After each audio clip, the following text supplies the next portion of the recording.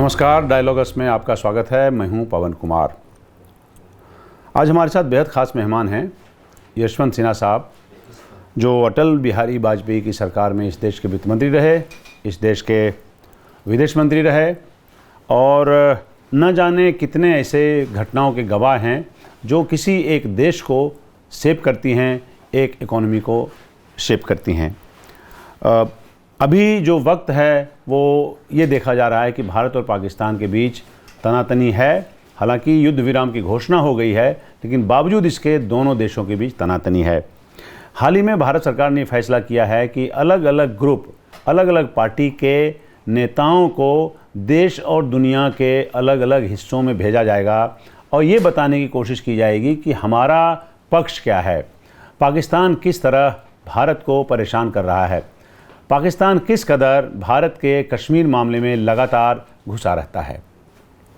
ये एक तत्कालिक मामला है, लेकिन और भी हम बात करेंगे सिन्हा साहब से कि देश की इकोनॉमी कैसी चल रही है और जो $5 ट्रिलियन की कल्पना हमारे पास है वो हमें कहाँ आगे चलकर ले जाएगी। सिन्हा साहब, आपका स्वागत है हमारे इस कार्यक्रम में।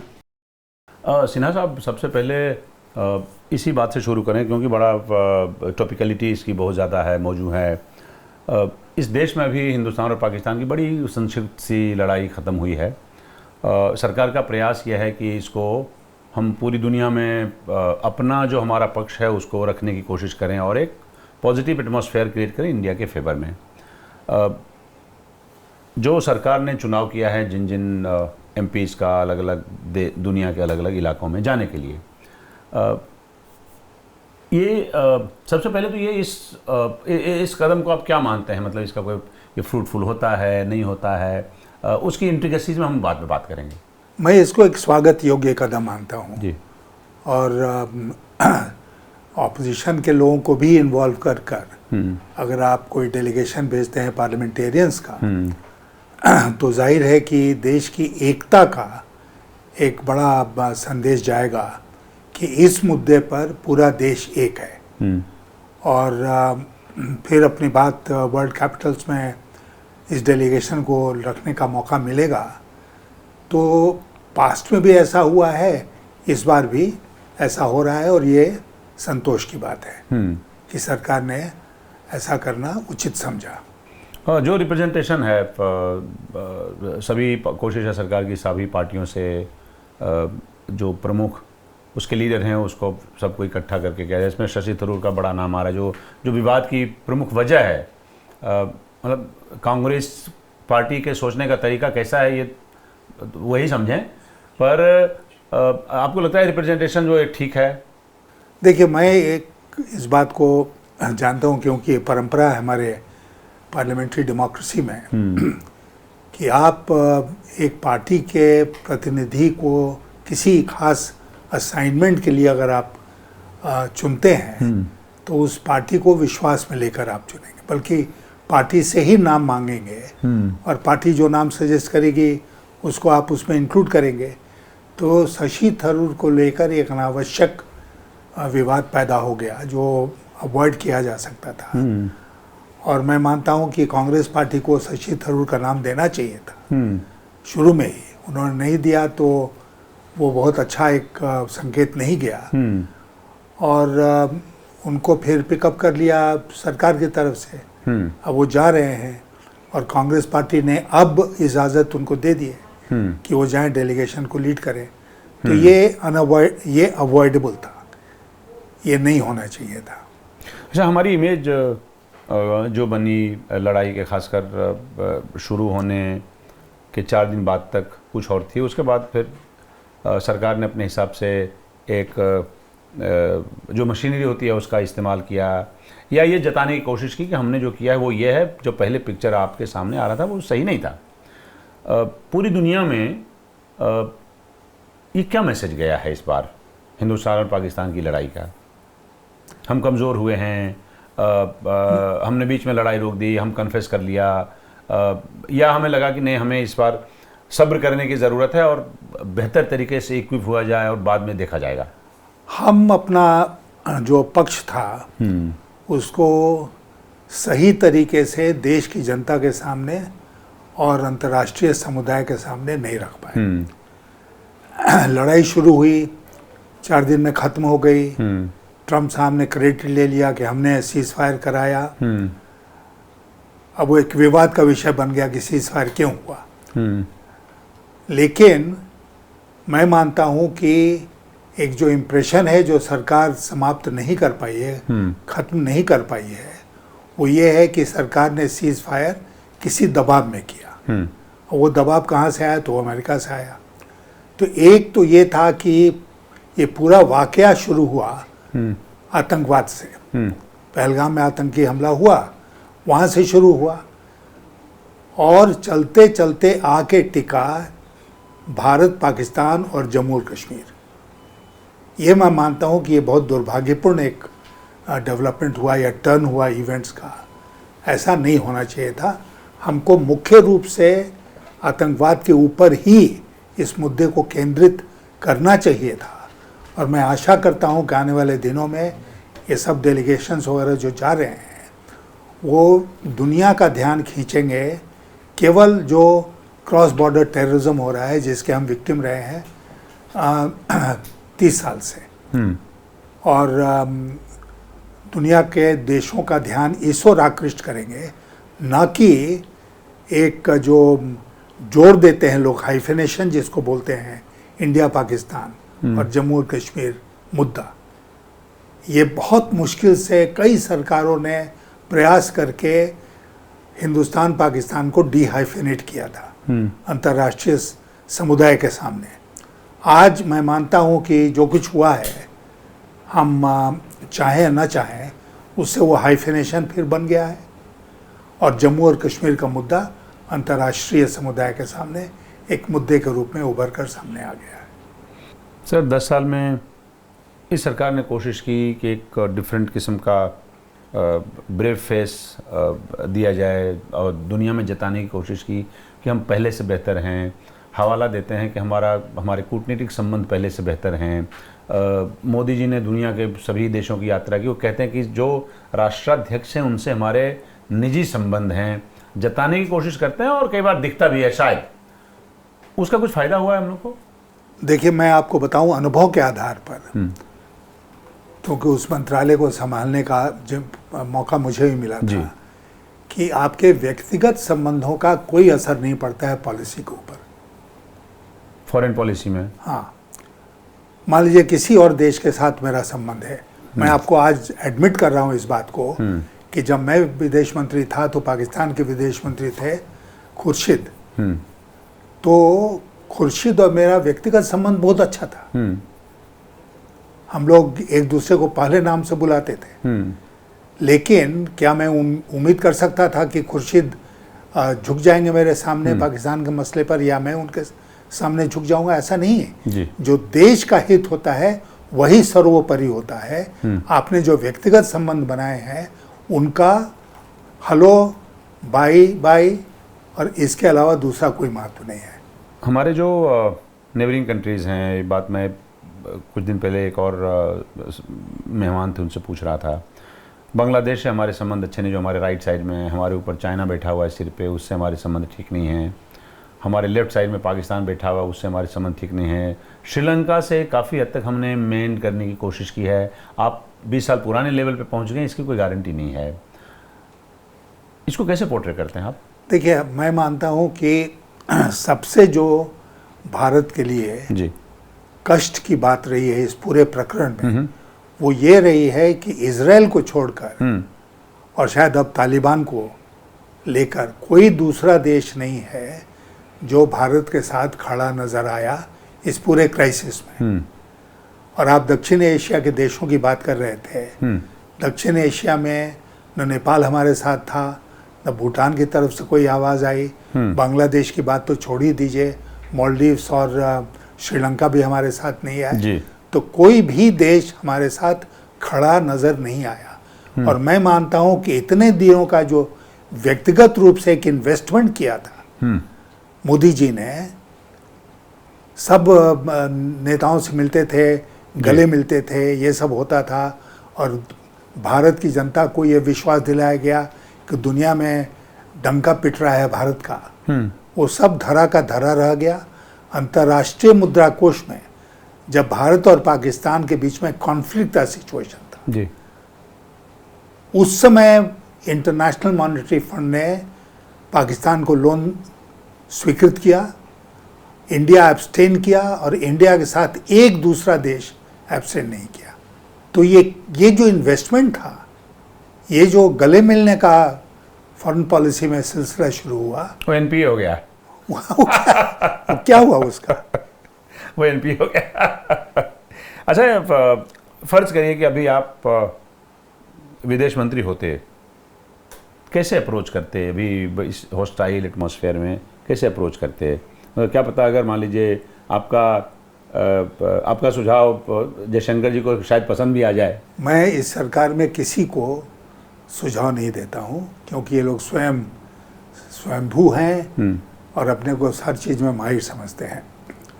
लेकिन इसमें मुझे कोई इमेजिन करने की ज़रूरत नहीं है जी। कारगिल का युद्ध हुआ था, मैं तो वित्त मंत्री था उस समय, लेकिन कैबिनेट कमेटी ऑन सिक्योरिटी का सदस्य था।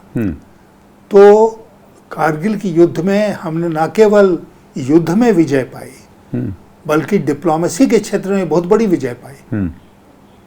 और आपको याद होगा अटल जी का वो स्पीच जिसमें उन्होंने कहा कि राष्ट्रपति क्लिंटन का फ़ोन आया मेरे पास कि आप वाशिंगटन आइए, नवाज शरीफ आए हुए हैं, बैठ के बात कर लेते हैं। और उन्होंने मना कर दिया कि हम नहीं जाएंगे। और बाद में क्या हुआ? बाद में ये हुआ कि सन 2000 में क्लिंटन चलकर आए इंडिया, तो इंडिया ने अपना महत्व बनाया, किसी के सामने हम झुके नहीं, डिप्लोमेसी हमारी बहुत कारगर रही और पाकिस्तान बिल्कुल अलग थलग पड़ गया था उस समय।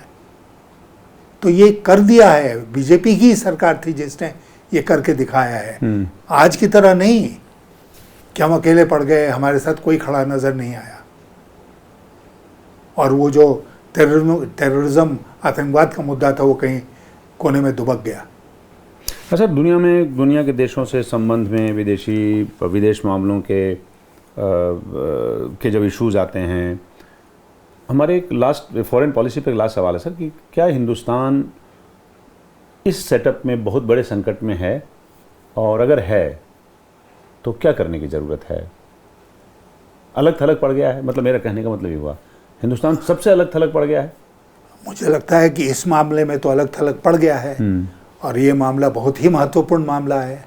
ये ऐसा नहीं है कि हम उसको आसानी से इग्नोर कर सकते हैं। तो आज भारत अलग थलग विश्व स्तर पर अलग थलग पड़ा हुआ है और इसके बाद मुझे लगता है कि बहुत हम लोगों को काम करना पड़ेगा, परिश्रम करना पड़ेगा कि इस दलदल से हम जल्दी से निकलें। और ये जो सरकार को अकल आई और उन्होंने ये ऑल पार्टी डेलीगेशन भेजने का तय किया है, एक अच्छा कदम है, इससे लाभ होगा। लेकिन सस्टेन्ड डिप्लोमेसी हमको दुनिया के महत्वपूर्ण देशों के साथ करते रहना पड़ेगा, ताकि जो हमको नुकसान हो गया, जैसे मैंने कहा हाइफेनेशन पाकिस्तान के साथ और कश्मीर का मसला का इंटरनेशनलाइजेशन, वो नहीं हो पाए। अच्छा सर, प्रधानमंत्री मनमोहन सिंह के 10 साल और मोदी जी के 11 साल, फॉरेन पॉलिसी का जहाँ तक सवाल है, कैसे आप डिफ्रेंशिएट करते हैं? कैसे आप इसको ख़राब समझते हैं, बेटर समझते हैं?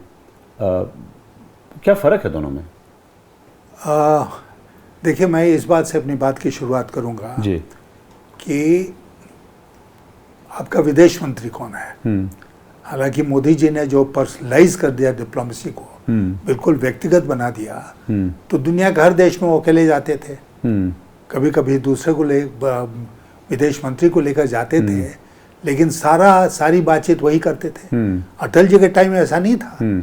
अटल जी के टाइम में चाहे नेशनल सिक्योरिटी एडवाइज़र हो, चाहे विदेश मंत्री हो, मैं हूँ, हम लोग अपनी भूमिका निभाते थे वहाँ पर बातचीत में। तो ये टोटल जो एक मोनोपोली बन गई प्रधानमंत्री जी की व्यक्तिगत विदेश नीति, वो नहीं होना चाहिए और आने वाले दिनों में इसमें सुधार होना चाहिए। क्यों ऐसा हुआ होगा?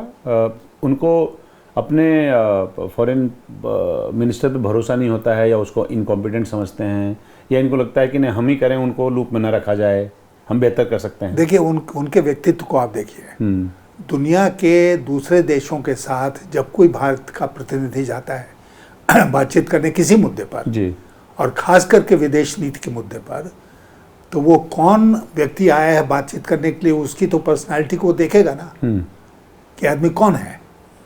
मैं डींग नहीं हाँक रहा हूँ जी, लेकिन 2004 में मैं अमेरिका गया जनवरी का महीने में, और जब वहाँ वाशिंगटन पहुँचा तो हमारे राजदूत ने हमको सूचना दी कि आपकी पहली मीटिंग राष्ट्रपति बुश के साथ वाइट हाउस में है। अब ये बहुत ही एक अजीबो-गरीब परिस्थिति थी कि बुश के साथ भारत का विदेश मंत्री मिलेगा, जबकि बुश आप जानते हैं कि राष्ट्राध्यक्षों से, शासनाध्यक्षों से मिला करते थे। तो मैं जाके मिला, वो दूसरी बात है। लेकिन आज के जो विदेश मंत्री महोदय हैं वो क्या हैं? फॉरेन सेक्रेटरी हुआ करते थे, फिर फॉरेन सेक्रेटरी से फॉरेन मिनिस्टर बन गए, तो और राज्यसभा के सदस्य हैं, लोकसभा के भी नहीं। तो जब वो दुनिया के दूसरे देशों के लोगों के साथ मिलने जाएंगे तो उनकी पर्सनालिटी का असेसमेंट वो करेगा ना। वो करेगा कि ये टोटल इसकी जो हैसियत है वो प्रधानमंत्री मोदी के चलते है, कल वो दूध की मक्खी की तरह इसको निकाल के फेंक दे तो इसकी कोई हैसियत नहीं बचेगी, तो उसी तरह बात करेगा। तो ये एक बड़ी बात है जी, कि आपका विदेश मंत्री क्या हैसियत स्वयं रखता है, अपना व्यक्तिगत उसकी हैसियत क्या है।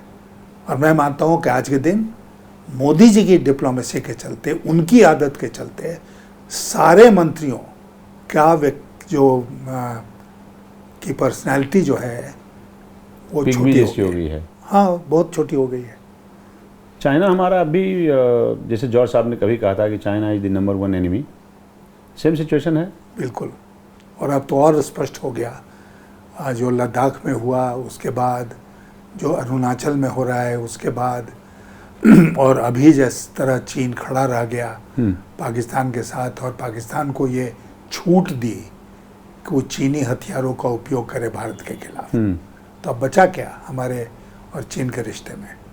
हम लोग एक बड़ी इकोनॉमी है सिन्हा साहब, अफोर्ड नहीं कर सकते थे अभी लड़ाई करना पाकिस्तान से। अब हम लोग उस ट्रेजेक्ट्री पे ऊपर की तरफ जा रहे हैं। पाकिस्तान वो उस तरह की कंट्री है जिसका कोई वजूद नहीं है। आप देखेंगे फाइनेंस, बिजनेस और इकोनॉमिक्स की दुनिया में हम लोग अफोर्ड नहीं कर सकते थे लंबी लड़ाई में जाना। ये फैसला सरकार का, उससे आप मुतमईन हैं? अब देखिए, सरकार का फैसला था कि हम पाकिस्तान के टेररिस्ट ठिकानों पर आक्रमण करेंगे, लेकिन वो जानते थे कि आक्रमण करेंगे तो उसका जवाब भी मिलेगा। अब ये तो मैं समझता हूँ कि संतोष का विषय है कि लड़ाई 4 दिन में ख़त्म हो गई जी, क्योंकि लंबी चलती तो हमारी अर्थव्यवस्था को भी नुकसान होता, पाकिस्तान का जो नुकसान होता वो तो होता ही। लेकिन हम पाकिस्तान के साथ अपने वो क्यों कंपेयर करें? मैंने तो, हमको याद है एक मीटिंग में मैंने कहा था कि I feel diminished when India is compare to Pakistan. कहाँ भारत और कहाँ Pakistan? Pakistan is a failed state. हम क्यों उसके बगल में जाके खड़े हो जाएंगे कि नहीं तुम्हारी और हमारी कद, हमारा तुम्हारा कद एक ही है। और चीन तो ये चाहता है कि हम पाकिस्तान के साथ उलझे रहें और चीन जो इसी बीच में अपना जो करना है वो करे, और हमको ये अवॉइड करना चाहिए। जॉर्ज साहब ने बिल्कुल ठीक कहा था, वो इस बात को समझ गए थे कि हमारा खतरा सचमुच में चीन से है, जो खतरा उसके बाद से और कई गुना बढ़ा है। अखबारों में खबर पढ़ी होगी आपने कि जयशंकर साहब के बारे में बोला गया कि उन्होंने पाकिस्तान को पहले इत्तला कर दिया था कि हम आपके आतंकवादी ठिकानों पर, मीडिया रिपोर्ट्स ये कहती हैं। अगर ऐसा हुआ है तो ये बहुत सीरियस लैप्स तो कह ही सकते हैं इसको। और एक नेता के तौर पे आप इसको कैसे असेस करते हैं, कैसी विवेचना करते हैं? नहीं, देखिए, मैं ये मानता हूँ कि शायद भारत और पाकिस्तान के बीच में जो न्यूक्लियर प्रोटोकॉल है उसमें ये प्रावधान है कि हम एक दूसरे को, इस तरह की कोई घटना होती है तो एक दूसरे को सूचित रखेंगे। अब ये है नहीं है मुझे याद नहीं पड़ता है, लेकिन कहीं मैंने देखा। अगर ऐसा था भी तो करना जरूरी था क्या? जब पाकिस्तान ने सारे समझौते तोड़ दिए तो हमको क्या समझौते की पड़ी थी। दूसरी बात कि अगर हमने किया भी उस समझौते के तहत तो इसको पब्लिकली बोलने की क्या जरूरत थी। ये राजनीतिक अनुभवहीनता दिखाता है कि इसके बारे में कहने की कोई ज़रूरत नहीं थी। आप चुप रहते हैं अगर आपने पाकिस्तान को बताया भी है तो विपक्षी पार्टियां इस्तीफा मांग रही हैं उनका बिल्कुल होना चाहिए, क्योंकि विदेश मंत्री जी ने बहुत इसमें अच्छा अपने व्यक्तित्व का परिचय नहीं दिया है। इसके पहले भी जैसा आपने कहा कि यूरोप के देशों को पाठ पढ़ा रहे हैं, दुनिया के सब देशों को पाठ पढ़ा रहे हैं, इसकी क्या ज़रूरत है। आपको जो करना है करो, लेकिन सब कुछ एकदम डॉक्ट्रिन बना के करना ये कोई ज़रूरी नहीं है।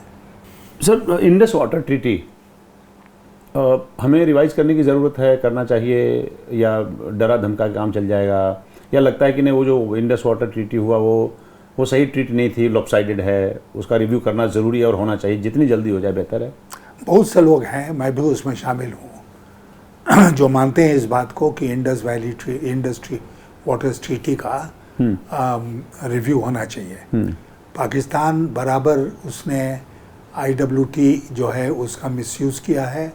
हमारे यहाँ जो नदियों के विकास के काम हो रहे थे उसमें बराबर उसने अड़चन डाली है। तो अगर हमको छुटकारा मिल जाए इस ट्रीटी से तो बेहतर होगा भारत के लिए। और मैं सरकार का समर्थन करता हूँ कि उन्होंने इसको एब्रोगेट तो नहीं किया है, लेकिन इन अबेंस रखा है, स्थगित रखा है।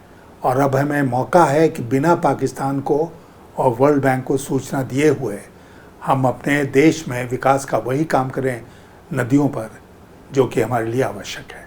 कश्मीर समस्या का समाधान हो जाएगा? इस तरह तो नहीं होगा, और मैं मानता हूं कि कश्मीर की समस्या का समाधान हो चुका है। पाकिस्तान झूठ मूठ को उसको ये करता रहता है, लेकिन कश्मीर समस्या का एक तरह से समाधान तो शिमला समझौते में ही हो गया था। शिमला समझौते में जो कुछ हुआ उसी से हो गया था। तो अब दोबारा फिर उसमें हमको समझौता क्या करना है और हल क्या ढूंढना है, हल हो चुका है। मुख्य बात यह है कि पाकिस्तान को ये समझाना पड़ेगा, जिस भी भाषा में पाकिस्तान इसको समझेगा कि कश्मीर की कोई समस्या नहीं है, और दुनिया को भी समझाना पड़ेगा कि कश्मीर की कोई समस्या नहीं। पूरी दुनिया के मुकाबले हिंदुस्तान में आप, क्योंकि वित्त मंत्रालय में आप काफ़ी साल तक रहे, जो अभी हमारे इकोनॉमिक सिचुएशन है इस देश में, अलार्मिंग तो नहीं कह सकते आप, ठीक है? देखिए, एक अर्थव्यवस्था में एक ऑटोमेटिक मोमेंटम होता है, एक स्वतः वो एक उसमें एक गति होती है। अब वो कुछ करें आप ना करें, उस गति से वो चलेगी। आप उस गति में अपना योगदान कर सकते हैं, या गलत पॉलिसी बनाए तो उसको पीछे ढकेल सकते हैं या धीमा कर सकते हैं। मुझे लगता है कि अभी जो अर्थव्यवस्था में ग्रोथ रेट है, जो इस साल के लिए लोग बता रहे हैं 6.3%, ये लगभग भारत की जो ऑटोमेटिक मोमेंटम है उसी का नतीजा है कि कुछ भी मत करो तब भी हम 5, 5.5, 6% से ग्रो करेंगे जी। तो हम ग्रो कर रहे हैं। सरकार अच्छा काम करती है तो ज़्यादा हम आगे बढ़ते तेज़ी से। मौजूदा परिस्थितियों के हिसाब से रिफॉर्म्स करने में पीछे रह गए क्या? बहुत सारी चीज़ें हैं जिसको कि इन्होंने छुपा दिया और जिसमें कि बहुत काम करने की ज़रूरत है। देखिए, अर्थव्यवस्था तेज़ी से आगे बढ़ेगी। आप चाहते हैं कि 8%, 10% से अर्थव्यवस्था आगे बढ़े, तो उसके लिए सबसे बड़ी चीज़ क्या चाहिए? पूंजी निवेश। पूंजी निवेश कहाँ से आएगा? डोमेस्टिक सेविंग से आएगा। पूंजी निवेश कहाँ से आएगा? विदेश से आएगा। हमारा जो इतिहास रहा है उसमें भारत में जो पूंजी निवेश हुआ है वो बहुत मात्रा में ओवरवेलमिंग रूप से देश का डोमेस्टिक सेविंग है। अगर मान लीजिए कि बहुत बढ़िया समय चल रहा था और भारत का पूंजी निवेश 38% था जीडीपी का, तो उसमें 36% डोमेस्टिक था, 2% फॉरेन था। तो इसलिए मैं मानता हूँ कि आज के दिन जो एक पैसे की कमी नज़र आ रही है अर्थव्यवस्था में, लोगों के पास, लोगों की जेब में पैसे नहीं, कहाँ गए? तो लोग सेव क्या करेंगे, क्या पहनूं क्या निचोड़ूं, इसको चेंज करना पड़ेगा। डोमेस्टिक सेविंग को हमको बढ़ाना पड़ेगा। जो रिक्वायरमेंट है 8% ग्रोथ के लिए डोमेस्टिक सेविंग की, वहाँ तक पहुँचाना पड़ेगा। विदेशी निवेश को बढ़ावा देना होगा और तब उस पूरे टोटल निवेश के आधार पर हमारी अर्थव्यवस्था आगे बढ़ेगी। सर 2047 छोड़ देते हैं सर, अभी से 5 इयर्स की बात करते हैं, जो कभी अलग अलग एजेंसियों का अलग अलग आंकड़ा है। हम इकोनॉमिक सिचुएशन मतलब स्ट्राटा में हम कहते हैं हम $4 ट्रिलियन की इकोनॉमी बन जाएंगे, $5 ट्रिलियन की इकोनॉमी बन जाएंगे अगले 5 साल में। अभी से लेकर हम लोग 2025 में बैठे हैं, हम 2030 तक हमारा जो ये जीडीपी का साइज़ है, इसको कहाँ जाते हुए आप देखते हैं? नहीं, हो सकता है कि हम 5 ट्रिलियन की बन जाएं, लेकिन उससे कोई मतलब नहीं है। मतलब इस बात से है कि हम अपने लोगों की ज़रूरतों को पूरा करने में सक्षम हो रहे हैं या नहीं हो रहे हैं, ये मुख्य बात है ना। तो इसलिए 5 ट्रिलियन हो जाए, 6 ट्रिलियन हो जाए, ये एक स्लोगन के रूप में अच्छा साउंड करता है। हालांकि हमारे यहाँ कोई समझता नहीं है कि ट्रिलियन क्या होता है और डॉलर 5 ट्रिलियन, वो भी डॉलर। तो किसको जो झारखंड का किसान है उसको क्या लेना देना है ट्रिलियन से और डॉलर से? कोई मतलब नहीं है। वो तो ये देखता है। आपका इशारा इनइक्वालिटी की तरफ है? इनइक्वालिटी की तरफ भी है और इन्वेस्टमेंट की तरफ भी है। बहुत अलार्मिंग सिचुएशन है क्या? अलार्मिंग सिचुएशन नहीं है, मैं नहीं कहूँगा कि अलार्मिंग सिचुएशन है, लेकिन मैं इतना कहूँगा कि जित गति से हमारी अर्थव्यवस्था को आगे बढ़ना चाहिए, वो गति अर्थव्यवस्था में नहीं है। और हम कुछ भी नहीं करें तब भी 5-6% से तो ग्रो करेंगे। जो पॉलिटिकल स्पेस में जो गवर्नेंस देखते हैं इस सरकार में, मतलब 11 साल इस सरकार को भी हो गए, ठीक है, यह लगता है कि नहीं थोड़ा सा गड़बड़ है, स्पेस नहीं है कि जो लोग अपनी बात कह सकें, जो सुझाव दे सकें, नहीं है। जिनके मशवरे को महत्व दिया जाए? नहीं है। सरकार में ऐसे सर्वज्ञानी लोग बैठे हैं जिनको किसी दूसरे के मशवरे की ज़रूरत ही नहीं है। इस देश में काबिल लोगों की कोई कमी नहीं है जी, लेकिन उन काबिल लोगों की क्या पूछ हो रही है? जो प्लानिंग कमीशन था, योजना आयोग, वो एक ऐसी संस्था थी जहाँ पर कि इस तरह की चर्चा होती थी, काबिल लोग आते थे, अपनी राय रखते थे। अब उसको भी पता नहीं क्या कर दिया हम लोगों ने नीति आयोग बनाकर। तो एक जो इंडिपेंडेंट या सेमी इंडिपेंडेंट व्यू होना चाहिए जी, वो सामने नहीं आ रहा है, और जो सरकार का व्यू है वही सामने आ रहा है। और मुझे अफसोस है ये कहते हुए कि इन सबके पीछे जो सबसे बड़ा कारण है और जो मोदी जी की सबसे बड़ी ताकत है वो है गोदी मीडिया, जिसने कसम खा ली है कि हम तथ्य को सामने नहीं आने देंगे। नीति आयोग क्या करता है, कुछ समझ में आता है आपको? मुझे तो नहीं आता। नहीं, हमें भी समझ में नहीं आता, हमें भी समझ में नहीं आता है। अब कुछ काम क्या बचा नीति आयोग के साथ? कोई पर्सपेक्टिव प्लानिंग नहीं है जी। पहले था ना कि हम 10 साल, आपने हमसे पूछा 5 साल में कहाँ देख रहे हैं। नीति आयोग में बैठे लोगों को देखना चाहिए 5 साल में कहाँ जाएंगे, 10 साल में कहाँ जाएंगे। पेपर रखना चाहिए, डिस्कशन पेपर लोगों के सामने, जिस पर कि लोग अपनी राय व्यक्त कर सकें। कहाँ हो रहा है ऐसा? चलिए, बहुत बहुत शुक्रिया सर आप हमसे बात करने के लिए।